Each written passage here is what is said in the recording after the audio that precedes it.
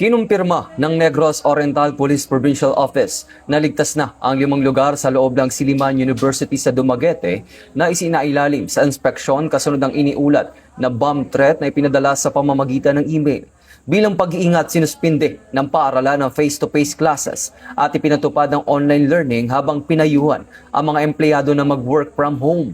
Nagsagawa ng masusing security assessment at clearing operations kung saan walang natagpo ang pampasabog o anumang kapanipaniwalang banta. Nagpasalamat naman ang Negros Oriental PPO sa lahat ng mga tumugon sa insidente at muling hinikayat ang publiko na manatiling mapagmatyag, umasa lamang sa opisyal na impormasyon at iwasan ang pagpapakalat ng mga hindi beripikadong ulat na maaaring magdulot ng pangamba. Mula dito sa Campo Crame, ako si Patrolman Edwin Baris, nagbabalita para sa Police News Network. Alagad ng batas, tagataguyod ng Balitang Pulis.